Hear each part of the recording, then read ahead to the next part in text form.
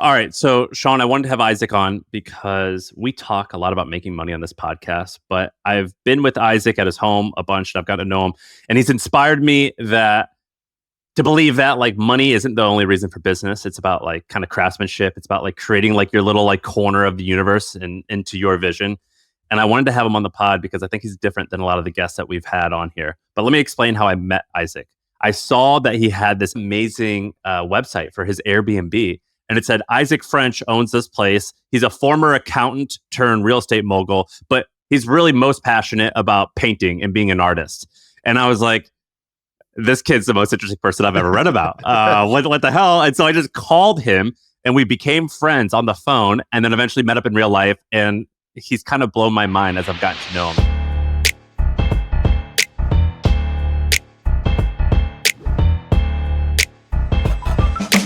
So when I met Isaac, I met him in a business context. He had this vibe where he was like, oh, like, no, the right way to do this business is doing this, this, and this. When you say you met him in a business context, what context did you meet him in? So Sam, can I tell a tiny story here about that? Yeah. So shout out Zach, he's cool. He introduced us. He introduced me to Sam, at least. I had no idea who Sam was, but basically I started texting this guy named Sam and I was like, I couldn't really give a rip. I had just built Live Oak Lake, which I'll get to in just a second. And like, here's this guy, Sam, who's some business mogul is what Zach told me. And so I started texting him and he's like, oh, this is super cool. Whatever. I told him all my numbers. And then he was the next morning, he was like, hey, I'm about to make a post on Twitter. You should join. So I'll shout you out. I was like, I don't have Twitter. That's a total waste of time. Good luck, basically. And he was like, no, you should really make a post. You should make an account. And I was like, no, whatever. So he made this post that kind of blew up. It got like millions of views. So halfway through that process, I was like, oh, maybe I should go ahead and join this. And the rest is history because like and I'd love to talk about that, but I absolutely love the ability to connect with other people online and share what I'm all about. But that was my introduction to Sam. It was not as a fanboy. It was just like this random dude on the internet who started texting me about business. And his numbers, Shaan, they'll blow you away. I'm ready to be blown away. Go ahead. What is it? Can you say the numbers? Yeah. So let me just tell you a quick story of Live Oak Lake, if that's all right. Because it's pretty cool. So I was a bookkeeper and I had this dream. I was 24 years old, just gotten married. I had this dream to create this like immersive, cohesively designed village of tiny homes in Texas. I didn't really have terminology for it. I just had, it's really hard to articulate because I just had this vision for what it would feel like. And I put an emphasis on feel because it was like a vibe I wanted to create. And people started laughing at me like, you're crazy. And I started looking for land for like 3 months. One morning I wake up, open up Zillow, and there's this 5-acre like jungle down the road from me that I'd driven past probably 100 times, but never thought anything of. But it had this little cow pond in the middle. So I was like, I should check that out. Drove over. And when I walked on the property, I literally got goosebumps. I was like, this is the place to realize this dream. Met the realtor, got it under contract. I had $19,000 of savings to my name. Again, 24, was not bankable by any standards. Had experience in construction. So my dad was a plumber, general contractor. I grew up with that experience. I've always been an artist, so I've always loved design.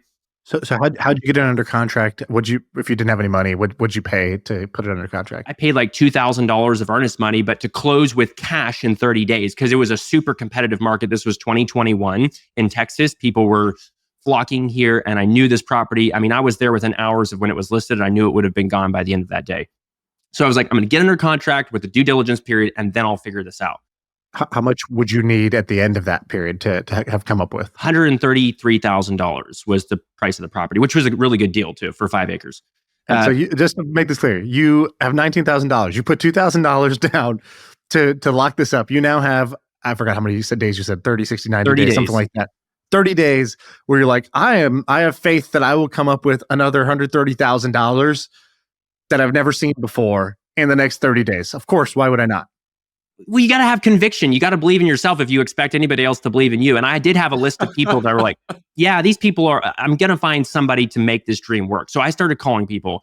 Well, my brothers and my dad, who have this small general contracting company, which is where I'd grown up working, they didn't have the cash either, but they had access to a line of credit. So my hope was that I could get a hard money loan from them to buy the land, to get the 20% of whatever the bank wouldn't loan me, and then pay it back once I could refinance the property. So I was already, really banking a little overconfident, really banking on my abilities to deliver this just crazy property that would appraise at really high values. So I called them up and they're like, no, we don't want to give you a hard money loan. We want equity in that because we like the idea and we'll loan you the money through our line of credit. So great. I gave them just handshake deal that day, 40% equity, and they were going to help me with the difference of whatever. But then of course I was going to have to find a loan and, go through all the rigmarole of that. So we get under contract and literally I hit the ground running. So the next day, the first 3 days I spent on the phone with banks, like hitting up every local bank I possibly could. And then also walking the property all by myself with no phones or anything, just sort of like letting the land speak to me about how to build this little micro resort and figuring out like how each cabin would be positioned and like being a little maniacal about the details of that because I'm a little bit OCD as a perfectionist. So finally I got a bank that's like, they were like, no, I mean, literally you can imagine 24-year-old kid rolling their eyes, but I found a local bank who said, we'll give you a loan because you have your dad and brothers on board. We want them to co-guarantee it. But they were like 80% of the appraised value is what we'll loan you. So great, boxes checked.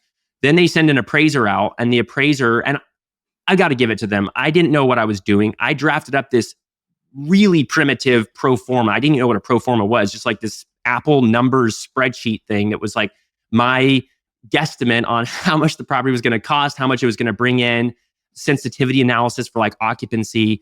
And they probably laughed their heads off. But anyway, they gave that along with like some napkin sketches of what these cabins were going to look like, my drone photos, like marked up of the site plan.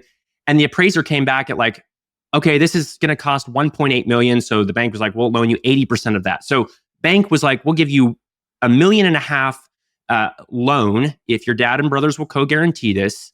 And my estimate was that the project was going to cost like $2 million. So we had like a $500,000 shortfall, which wasn't great. Long story short, it actually cost us $2.3 million. So here's the deal.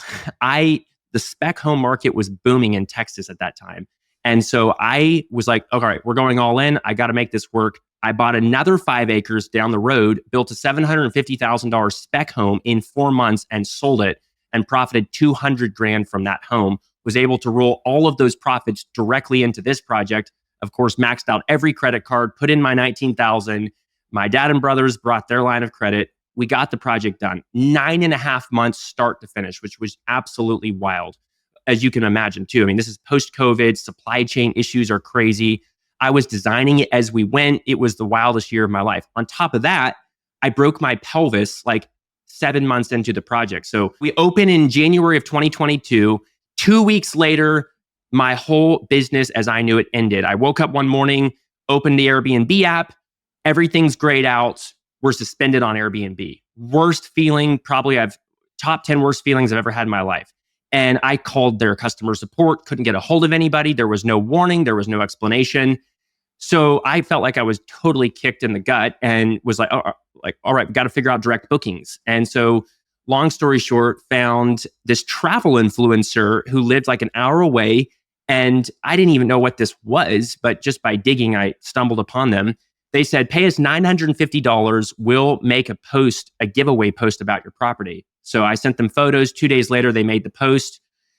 7 days later, we had $40,000 of direct bookings through our website. So I whipped up a website overnight and 40,000 of direct bookings and 5,000 followers on Instagram from scratch. So as you can imagine, that was my sort of eureka moment on direct bookings and Instagram. 6 days later, we got restored on Airbnb. So the timing was like perfect. It was a glitch in their system, but the direct bookings game was on fire. So then that first year was a whirlwind, 95% occupancy overall with these 7 cabins, which is just crazy starting from zero. 80% of all the bookings were direct. So here's the deal about direct bookings. The OTA, which is like an online travel agency, so Airbnb, their fees are like roughly 15%. So if you can capture the customer direct, you make 15% of margin. You get the customer's email so you can retarget them. You can't ever be deplatformed.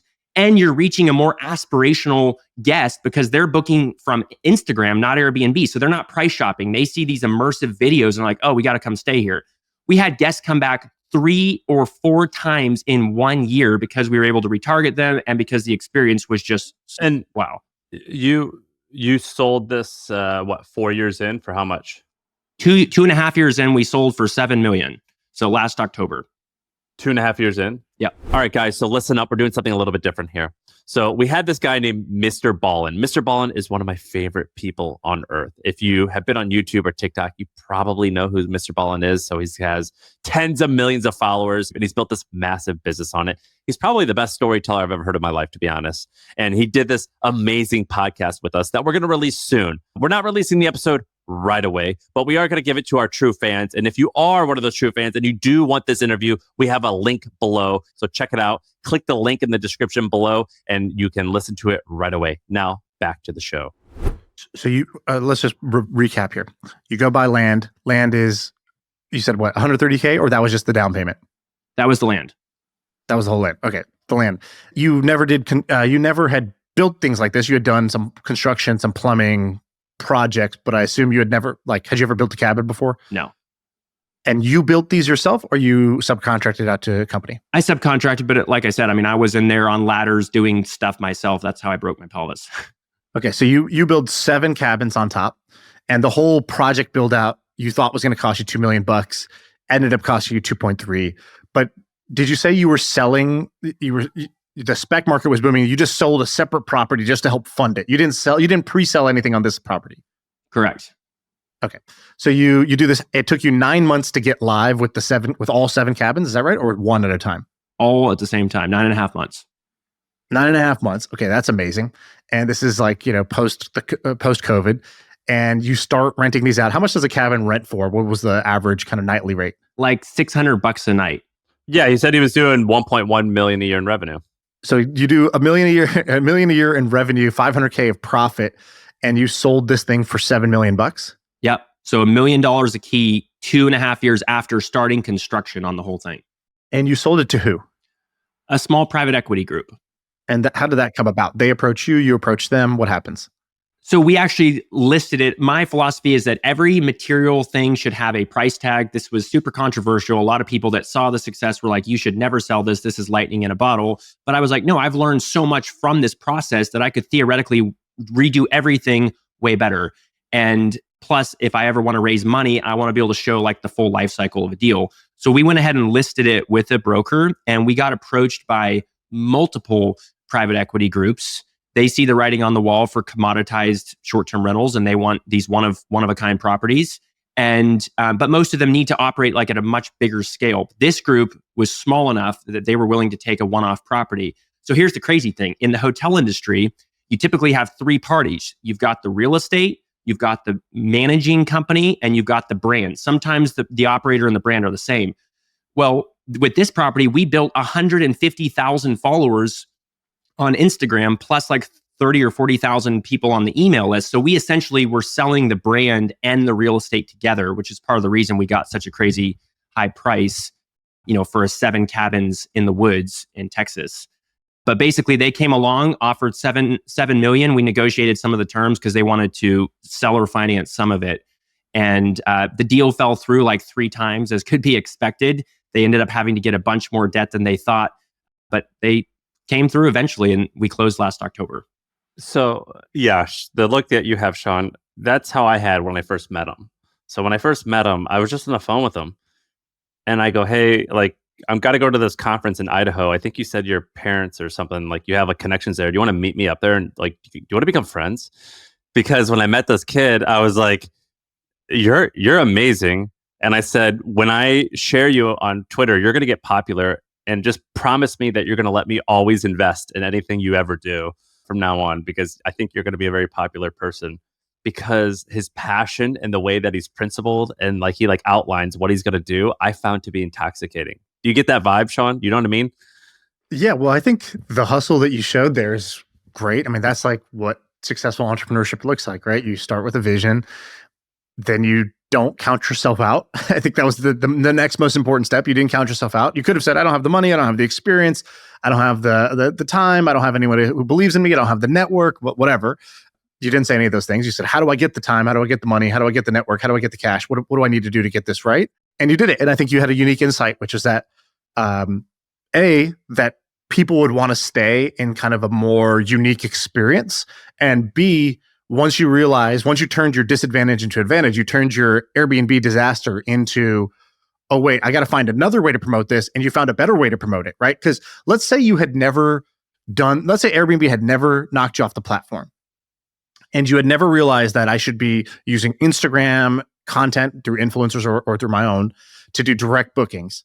What do you think this property would have been worth had that not happened? Maybe 3 or 4 million is my guess. Right. Maybe. And that's and maybe not even be a sellable asset. Right. No. Maybe not like definitely not a private equity sellable asset, but maybe just to another real estate owner who's looking for rental properties. Yeah, totally. I think the brand, that moment with Instagram, which felt like with Airbnb originally, which felt like a complete defeat. Like literally, you can't imagine. I mean, I was 24, recently married, had just spent over $2 million of other people's money, had been a little bit laughed at by even some of my friends. Like, why are you spending? Because that was even a lot of money when we built it. A lot of my friends in Waco in the short-term rental market said, you're crazy. We already have this glut of short-term rentals here. But my whole thing was, we're building a new lane of traffic. We're creating a destination. Build it and they'll come.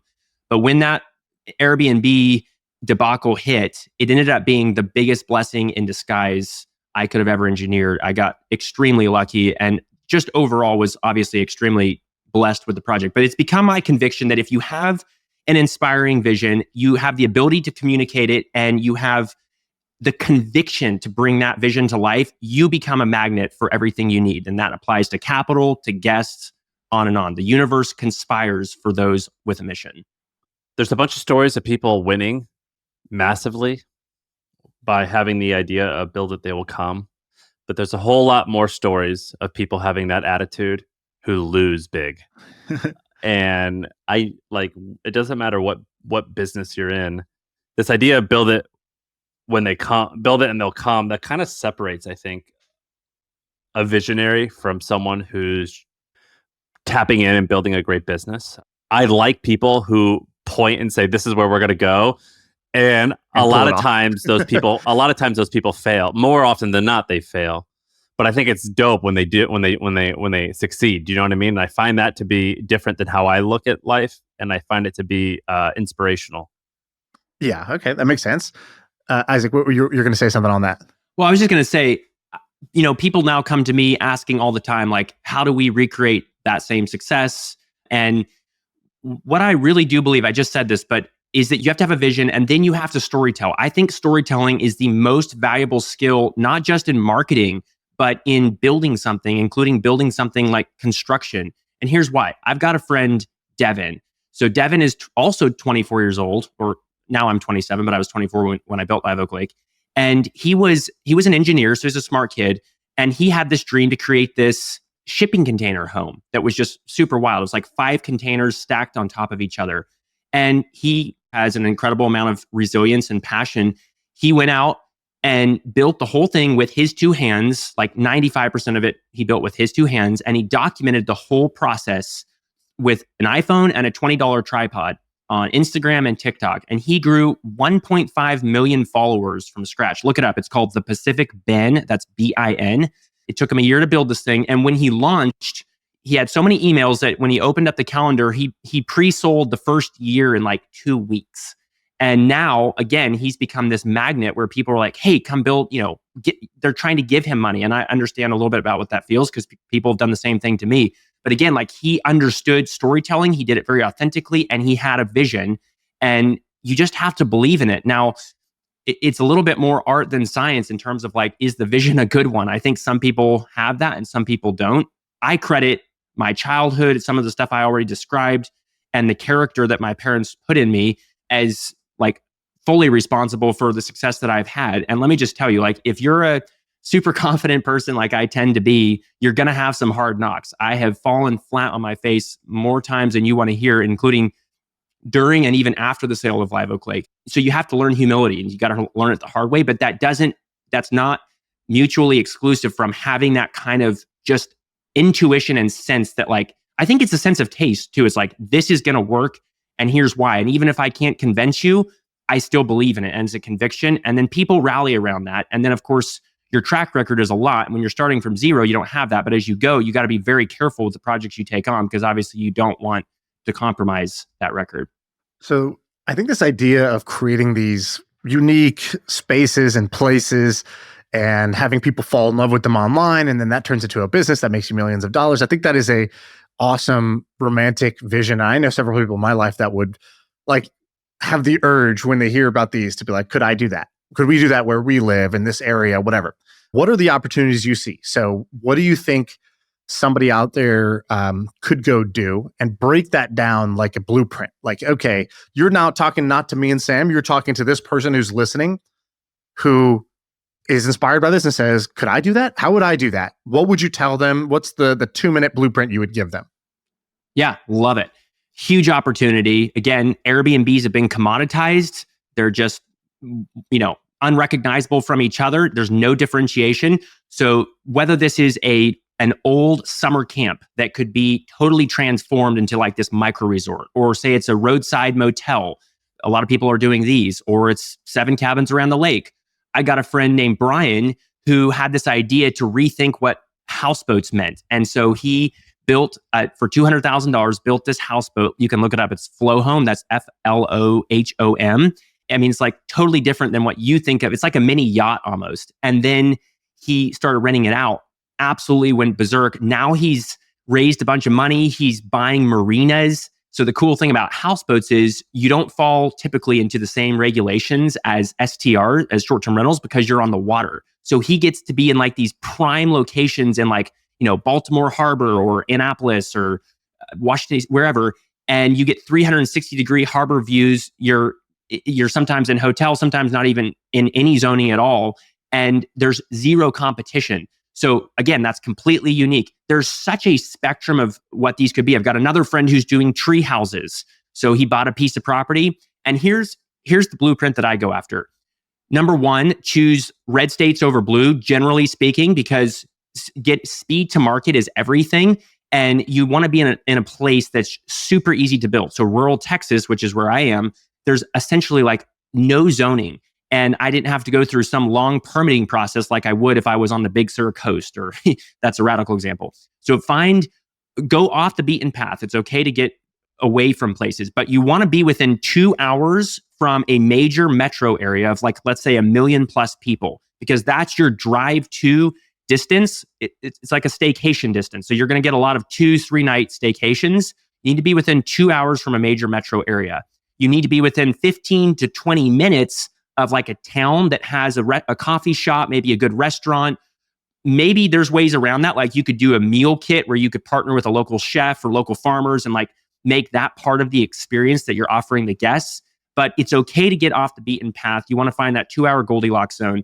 Then find land that's super cheap, that has some natural potential.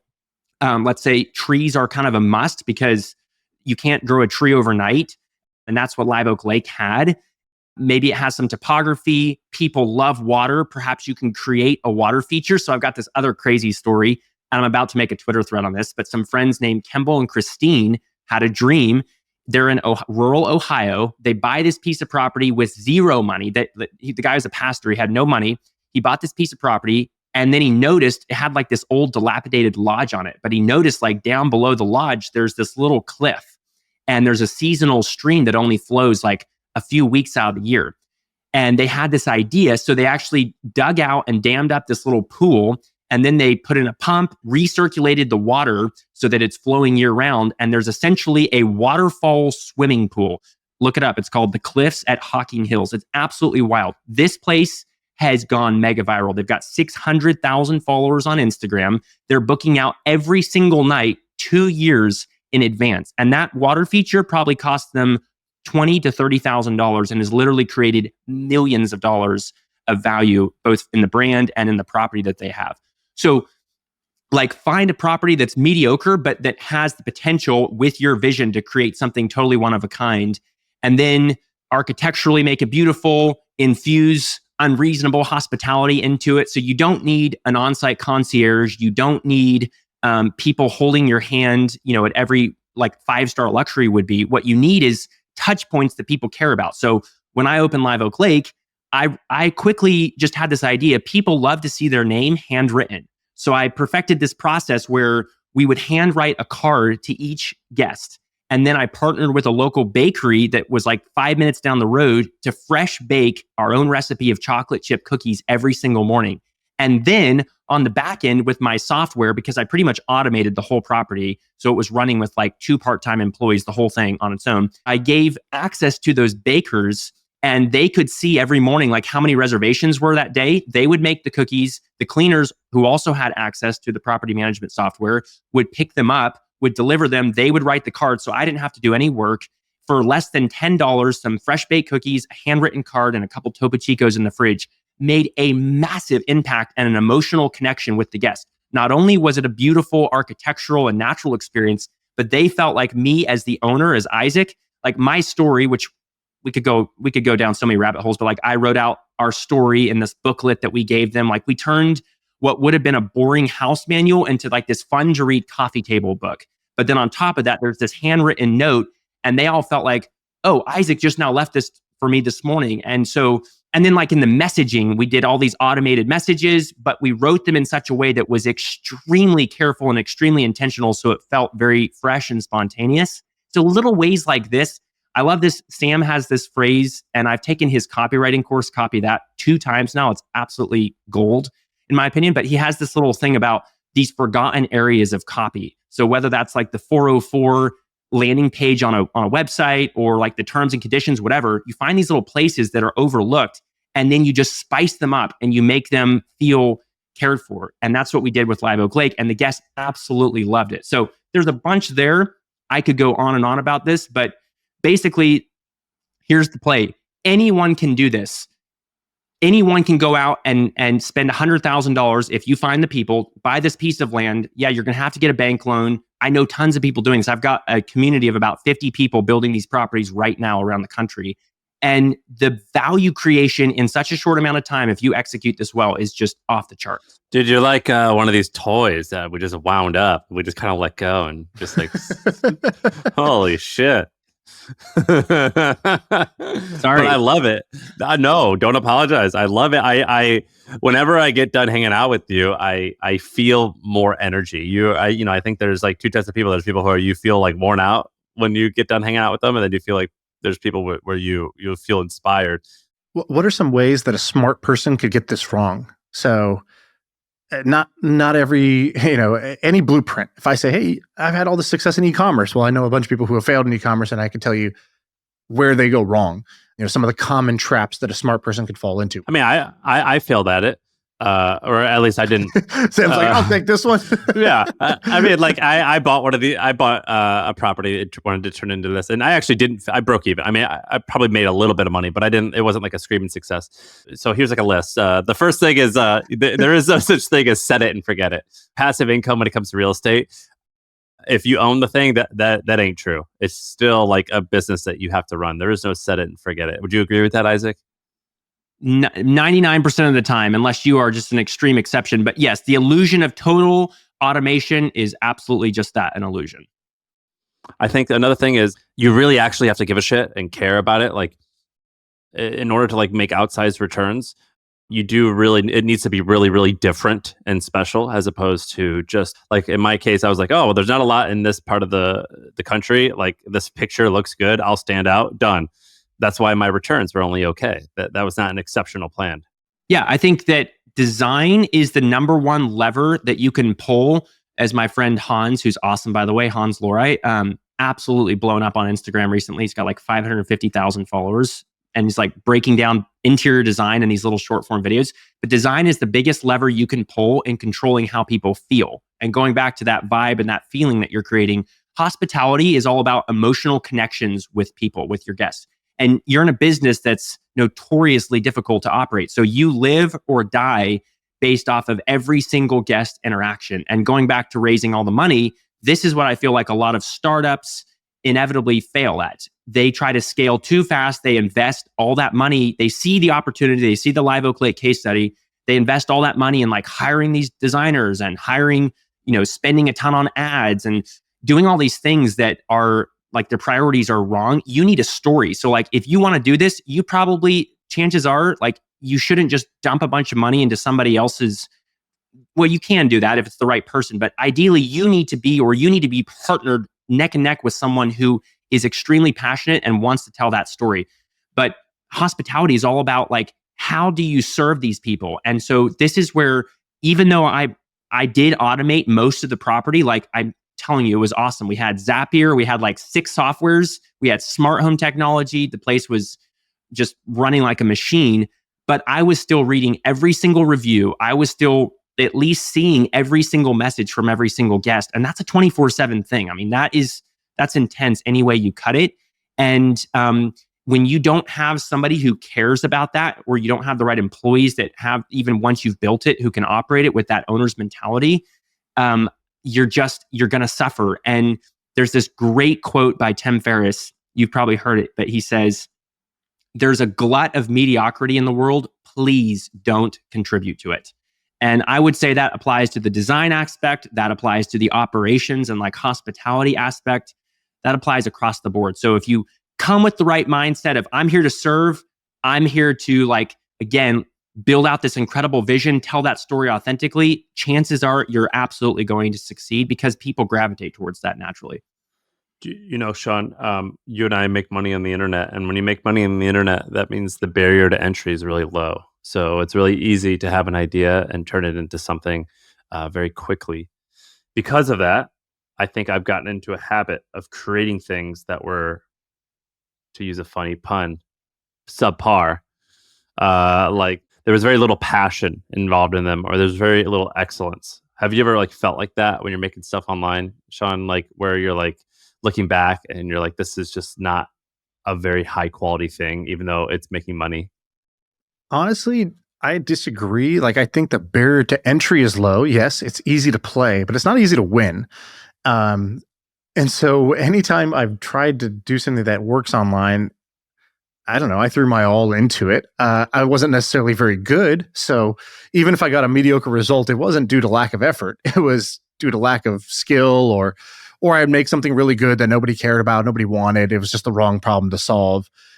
So I think that, yes, it's easy to try something online. I don't think it's easy to win at something online. I don't think you can get away with something. How do you define winning? You know, whatever, hitting my goals for it, right? So having something that actually grows, that is sticky, that is, you know, very profitable. You know, the things I look for when I do a project online is I'm trying to have it be successful. I don't think any of these are easy. They're definitely easier than going out into a plot of land and being like, I'm going to build a luxury stay here, and I'm going to serve customers essentially by hand. It's definitely easier than that. But I wouldn't say it's like, I don't think you can get away with sucking online and be successful because the barrier to entry is so low. Because the barrier to entry is so low, there's so many people playing. Because there's so many people playing, to actually do something that works and captures people's finite attention is still hard. Well, we have so many friends that are popular on the internet, and they make crappy stuff. Like, well, that's crappy by our standards. This is not crappy by the customer standards, right? Like, I was thinking about this the other day. So Jimmy, Mr. Beast, who, you know, is friendly with us and is obviously super successful with YouTube. He just released a guy, I guess it got leaked, his production document. Did you guys see this? I read the whole thing. So I actually want to do like a whole bigger thing on it. So I don't want to go too much into it. But one amazing thing is, you know, you get to see inside of his mind, and his mind works in a really unique way. And I think you could see from that document why he's so successful. But if you read that document or you hear the stories about him, you would think that he is making the greatest videos the world has ever seen, that he is the whatever. I don't know who the famous directors and artists of our time are, but you would think he's doing that, when in actuality, it's sort of like saying, who makes the best burgers? Is it McDonald's, who has the most popular burgers? They sell the most volume of burgers. Is it someone in the middle? Is it Five Guys, because they're pretty popular, but maybe their taste is a bit better? Or is it the chef in New York who makes this one unbelievable burger that's $36, and if you ever put a McDonald's burger next to that, you would laugh at the McDonald's burger, right? Which one is the best burger? And Mr. Beast has made it his success because he has decided to be McDonald's on the internet, right? He is creating the videos that are mass market, that are going to get the most number of views, even if they're not the most life-changing, introspective, emotional, or beautifully told stories. There are other people who do those. And so I think there's just like, it's hard to say what is the best, right? Like the friends of ours who we think make just like pretty crap content that works, it's because they're doing the McDonald's thing, right? They're giving people fast food content. And then there's other people that are giving them artisanal content. And, who's to say what's better than the other? It depends on your goals. Can I tell you a crazy story about Twitter and going viral? Yeah. What do you got? So actually, Shaan, I need to publicly thank you because your episode on how I write with David about how storytelling was, golden. You don't know how many people I referred to that episode, but I don't know, 4 or 5 months ago, Alex Lieberman made a post about, he was like, I just watched this interview with Aaron Sorkin about stories and I'm entranced by it. I want to go down that rabbit hole. And so anyway, when I saw that, it resonated with something I was already feeling. I wouldn't consider myself naturally a great storyteller, actually, but I was like, I feel like I can learn this skill and I'm going to figure it out. So I went down the rabbit hole and I listened to podcasts and I read books and I took courses and copywriting and writing in general. And then I was like, okay, I'm going to figure this out and I'm going to try it. And so, well, first of all, I'd taken an 8-month break from Twitter. So last fall, I stopped posting at all. And I took an 8-month break, but I would sort of describe it for various reasons. But one was I was just recharging as a creator. You can't just constantly go. You're like a battery. You've got to recharge. But I came back kind of guns a-blazing in June with all of this knowledge that I had been accumulating from all of these different sources. And right out the gate, I had a 6 million view thread. And people were like, threads are dead and, Twitter's dead. The algorithm's trash, whatever. And literally one after another. And I'm knocking on wood, but at the end of the day, I've never had so much sustained success. The last 10 threads I've written in a row without exception have gotten an average of 1 million views a piece.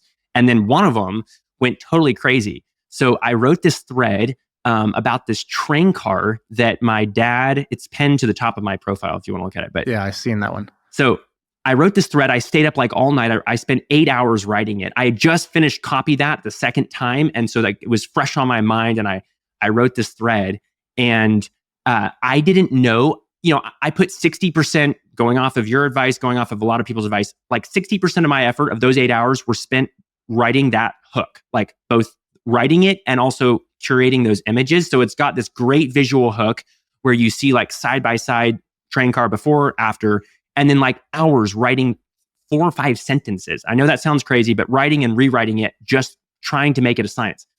But I had this sentence in there. Let me read it. So I said, my dad bought this 120-year-old train car for $2,000. It was a rotting cat-infested wreck. So I knew that I was probably being a little controversial when I said that. I had no idea just how controversial this would be. I said, but after investing $147K in 5 months of work, we redeemed it. Today, it's one of the most profitable and exclusive stays in the country. Here's what happened. So here is what happened. There is 30% of the population, I've come to believe, are these cat-loving, Karens. And I love, guess what? Spoiler alert, I love cats too. I was not meaning disrespect to the cats when I said this, but these people read that whole thread and then just absolutely murdered me in the comments. What happened to the cats? The cats were the landlords. They should have kicked you out. Blah, blah, blah, blah, blah, blah, blah. Like machine gun fire. It was crazy. And so on top of what was a pretty good hook and a good story, we had just jet fuel poured on the fire by these cat lovers and me haters. So that was kind of crazy. And I've learned... Didn't Brian Chesky comment on that? Or Brian Chesky reposted it twice in one day. Joe Gebbia reposted it. Paul Graham quote tweeted it. And then 20 million views total in the first day. But here's another crazy thing. So there's all these journalists that lurk on X. You don't know about them because they probably have 300 followers. So within 2 days, I got invitations for coverage. So in the 2 or 3 weeks since I wrote that post, the story has been featured in the New York Post, Vice, Business Insider, Fast Company, the Daily Mail. Cody Sanchez is coming to do a YouTube video, tens and tens of millions of views. So you're just really creating this surface area for luck when you post on Twitter, because it's basically proof of concept. They're oh, this story is resonating. We should go ahead and post it too. So it's crazy. I love that story. And I checked out this thread. It's great. But I think that the real lesson here, what's the right takeaway? I think there's a few. One is, there were some nice copywriting techniques in here. And yes, it's cool that you decided hey, this is all a skill I can learn. I can learn storytelling. I can learn writing. I can learn how to be better at content creation. and you just decided to like obsess and devour that stuff. But the real thing is the story went viral because of what you guys did. You did something amazing. You took this, basically like beaten up, rotten train car, and you turned it into something cool. And it's like, without that, you could obsess over all the sentences you want. That story's going nowhere. And so the best content creation is go do amazing things in your life and then learn some best practices about how to talk about them is a much better approach than learn the amazing skill of writing hooks and never do something amazing in your life. And I hope that more people do the amazing thing in life instead of the opposite. But dude, why are you on Twitter? Because you need to be doing this on TikTok. You're on the wrong platform, my friend. Man, I want to start doing short form video, but I love writing. And Twitter helps me think better. Like, number one, I get to connect with much smarter people than those other platforms. And it's not just about some vanity metric of having a big audience for me. I genuinely enjoy the process of having to write concisely. And again, it's like a skill I just wanted to attack in copywriting and writing in general. And so that process of like clarifying your thoughts by writing tweets and like every single word counts and building a slippery slope that Sam talks about that people will fall down. I just absolutely love that process. And not just for production value of the story, but for what it does in my own thinking. But yeah, the iteration will probably be, I prove these story concepts and sort of write a script in my Twitter thread. And I've had like 10 of these that have, like I said, gone like pretty viral. And then I basically have all my heavy lifting done for me. And I just like throw together a nice green screen, maybe video of me talking about it and telling that story like really snappy on Instagram and TikTok. And then eventually I want to do YouTube because, of course, as you guys know, there's an insane loyalty. And of course, you can monetize and whatnot through that as well. But I'm also a perfectionist and like the short form thing, like people, what really is working right now is really raw and authentic. And that's cool. But again, I care so much about the production value that's hard for me to sort of fit into that slot. Originally, when I told Shaan about you, he was like, "Oh, it sounds like an Amish guy who likes money." And I was like, "Yeah, I guess that's an interesting description." But if that is, I was like, I'm the next two words were, I'm in. Yeah. And if that, and let's just say, to someone who's not like entrenched in this, Isaac, your community is similar-ish to Amish. What do they think about you, like being this popular internet guy, or do they even know? Do they even know like what you're doing? Yeah. Are you sinning by being on this podcast right now? Like, what's going on? What's the reaction back at the farm? All right, we're gonna go way back, but I'll try to be brief here. So my wife's grandparents actually founded this community 51 years ago, and it started as an inner city mission in the slums of Manhattan. And they had actually been atheists, but had these radical, life-changing experiences with God, became Christians, and then felt called to start this mission there. And it was super unlikely beginnings, but basically a motley crew of folks from all backgrounds, a lot of people that were sort of like disaffected with life, sort of came together, and a core group started coalescing, and basically a church was founded. But then a few years into it, they were like, they were all young parents, and they realized we need to have a culture where we can raise our kids that is going to sustain the values that we care about, like family and our faith and whatnot. So they started looking for land outside the city.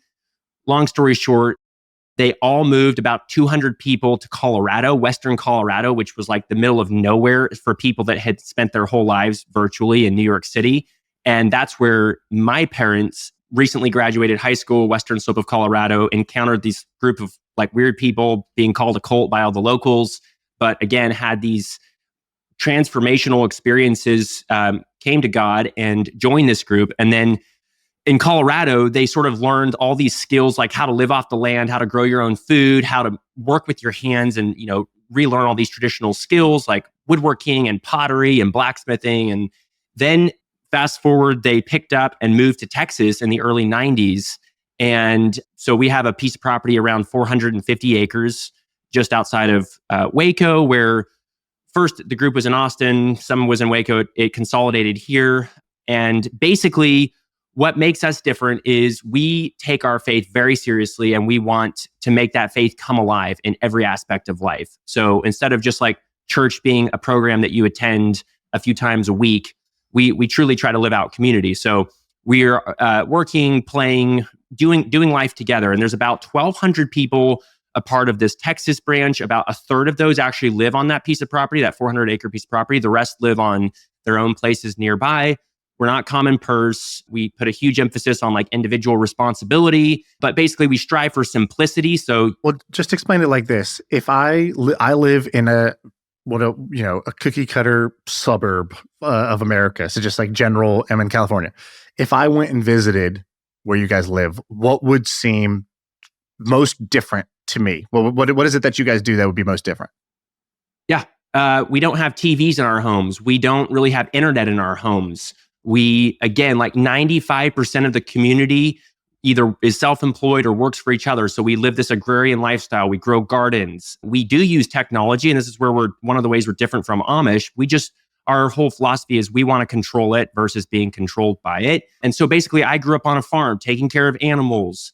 I was homeschooled, so we homeschool our kids. I have 9 siblings. There's a lot of big families. Not everybody has a big family, but I went, by the way, Shaan, and I stayed in the community, and I would joke with Isaac. I'm like, Isaac, I'm an atheist. Don't try to convert me to any of this stuff, but I would love to explore and learn about your community.